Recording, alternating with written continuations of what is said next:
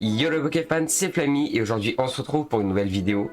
Aujourd'hui, il était temps qu'on parle de Pokémon sur la chaîne.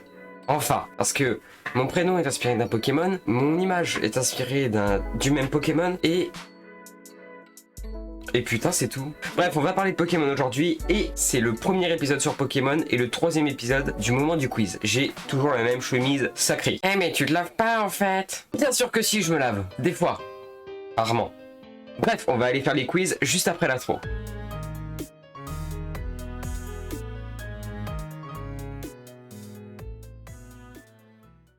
Hey, avant que tu ne vois la vidéo, je t'invite à partager autour de toi, ainsi que t'abonner, liker et activer les notifications si tu kiffes la chaîne et son contenu. Tu peux aussi mettre un commentaire pour me dire ce que tu as pensé de la vidéo et ce que tu as aimé. Allez, je ne t'embête pas plus, bon visionnage. Donc là on est sur le quiz de Topito. Donc, première question, c'est le début de ton aventure, tu n'oublies pas. D'embrasser ta maman chérie d'amour, de prendre ton vélo, ça t'évitera d'en acheter un après. De prendre 2 caleçons propres, ça peut servir. De prendre un pack de binous pour te mettre bien sur la route de Jadiel. De péter la gueule à Régis, de péter la gueule à Régis, descendre de coups des tacles par derrière. Ou bien de prendre ton imbus de 1000. Je pense que ce que je ferais, c'est de prendre 2 caleçons propres. Mais franchement, Régis c'est un sacré connard. Moi je choisis qu'on lui pète sa gueule. T'adores la violence. Ton style vestimentaire de dresseur. Casquette, basket et une grosse tête de con. Costard cravate et une grosse bite. Mini short bretelle avec un petit haut court pour montrer tes nénés. Uniforme blanc à la Jessie James parce que Jessie est bonne. Le vieux style du prof Chen, ce mec chelou qui stalke des enfants. À poil car tu ne fais pas que dresser des Pokémon. J'ai pas besoin de faire de blagues. Et là il y a toutes les blagues possibles déjà. Qu'est-ce que je vais pouvoir prendre? Ah, je sais pas, le style du prof Chen, bon moi j'adore stalker des enfants et tout hein. Comme je suis encore un enfant, c'est pas choquant, hein. Ça m'empêchera pas de continuer après mes 18 ans. Franchement, j'aime pas les casquettes, donc tant pis. Allez, on n'a qu'une vie. Tu croises un Aspico niveau 2, blessé. Tu ouvres ton Pokédex et te fais insulter par la voix. Tu te fais piquer par lui et meurs. Tu le captures avec ta Master Ball. Tu lui donnes un Doliprane et tu lui souhaites une bonne continuité. Tu lui roules dessus avec ta bicyclette. Tu lui pètes la gueule, descendre de coups des tacles par derrière. On lui roule dessus. Niveau 2, blessé, bon. Il est blessé, faut abréger ses souffrances. Puis en plus, c'est un Aspico. Ma ville favorite dans la région de Kanto. Bourg-Palette, le village de Consanguin. C'est l'Adopole avec son casino et son bar.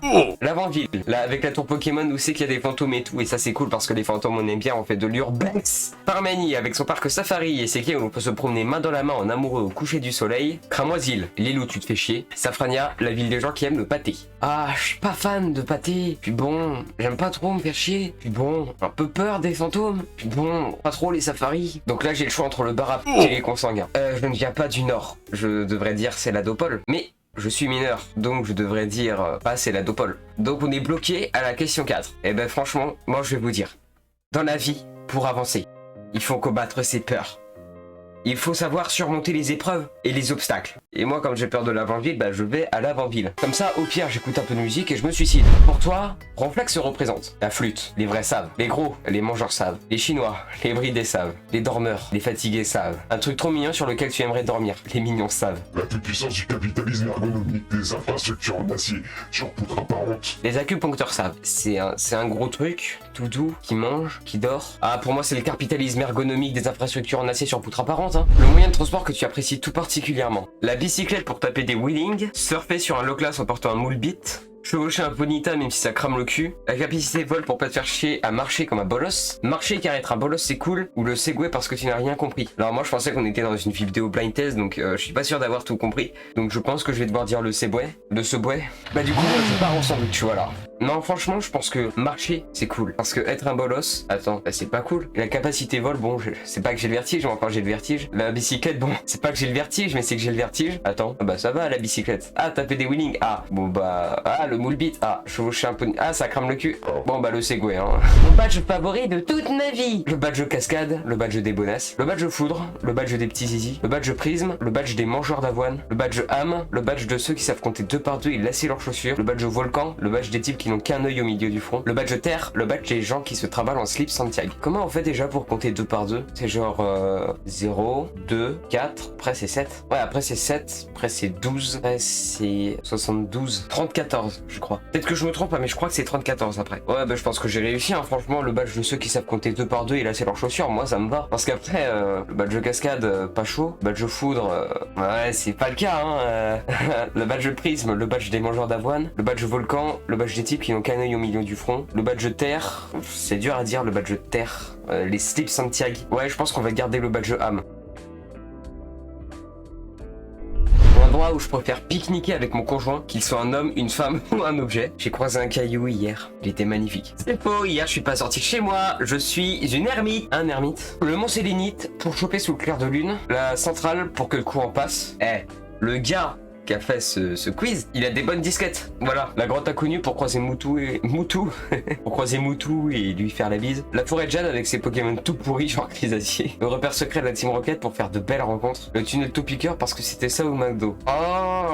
Le McDo. Oh le McDo. Moi je pense que dans le monde des Pokémon, le truc le plus cool, c'est les Pokémon claqué au sol. allez, dans la forêt de Jade. Comme ça, au pire, si le rendez-vous il se passe mal, tu tailles et la personne est paumée. Surtout si c'est un caillou, parce qu'un caillou ne bouge pas. Et en plus, après, si t'es une michto, tu peux revenir vers lui, puisqu'il ne bouge pas, donc il ne roule pas. Et pierre qui roule n'amasse pas mousse. Donc pierre qui roule pas amasse mousse. Et la mousse, c'est la moula. Voilà. Non, mais on réfléchit business ici, on réfléchit pas romantisme. Je veux dire, la centrale, on s'en fout. Instant fragile.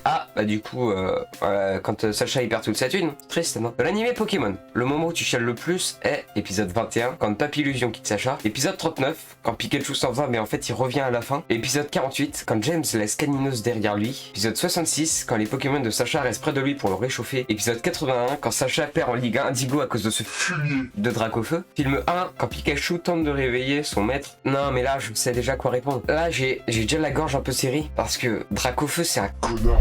dernier duel face à Peter du Conseil des 4. Il envoie son Dracolos niveau 62. Tu choisis. Conconfort niveau 7 avec son attaque armure, on joue la défense. Magikarp niveau 133 car tu es un gros tricheur. Mew niveau 70 car tu es un petit malin et que tu connais l'astuce pour l'attraper. Roger Federer. Ratata niveau 13 parce que tu ne sais pas jouer. Patrick Teamseat. Je pense que, vu tout ce que j'ai répondu avant, je ne suis pas quelqu'un qui est sur la défensive. Je ne suis pas un tricheur. Je ne suis pas malin. Je ne suis pas Patrick. Je pense honnêtement pouvoir dire avec mes 10 minutes d'expérience en question Pokémon que je sais jouer. Donc je pense que je vais devoir mettre Roger Federer. Quand tu sais pas quoi répondre, fais par élimination. C'est un conseil comme disaient mes profs. Sauf que là on est en vacances. À l'heure où je tourne. Ok, donc on va voir quel Pokémon je suis. Magikarp. Tu es Magikarp. Tu es inutile, mais tu as un putain de potentiel dont personne ne se doute. En soirée, tout le monde t'ignore alors que tu es ceinture noire de boxe taille. Pas vrai? Tu gères les recettes de cocktail et tu as participé au casting de The Voice. Mais sois patient. Un jour, tu deviendras un beau Léviator et les gens te respecteront. C'est claqué, en fait.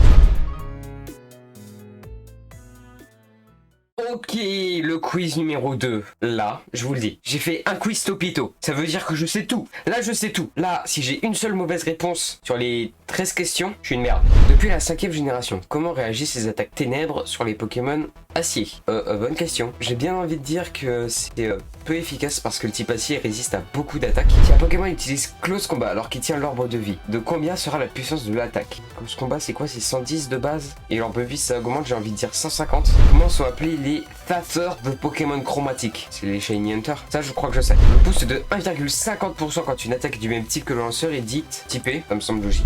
Le Master Ball a 100% de chance de capturer un Pokémon, vrai ou faux? Je crois que c'est vrai. Le système de perfectionnement virtuel appelé SPV augmente. Oh, j'ai bien envie de dire les stats. Là, on est beaucoup plus sérieux, ok? Là, on rigole plus. Un Pokémon chromatique qui est de couleurs différentes. Enfin, très compliqué ça. On s'appelle le chef de la Team Rocket, Elon Musk. Si jamais on devait refaire Pokémon dans la vraie vie, Elon Musk passerait bien en Giovanni. Jeff Bezos à la limite, ok. Mais en plus, il y a le jeu de mots Rocket, fusée. Ok, je ferme ma gueule, on arrête les blagues. Giovanni. Dans la seconde génération, les Shiny ont été ajoutés à cette époque. À combien le pourcentage de rencontres s'élevait? Bonne question. Je crois que c'est 1084. Pour moi, c'était même 9000, donc je pense que j'ai faux. Quel est le Pokémon le plus défensif du jeu, spécialement et physiquement? J'ai bien envie de dire Caratroc, mais je crois que c'est... non, c'est Caratroc. C'est Caratroc, je crois. C'est le Pokémon qui a vraiment la meilleure défense. Et justement, je sais qu'il y a une stratégie autour de lui pour que tu tues n'importe quel Pokémon.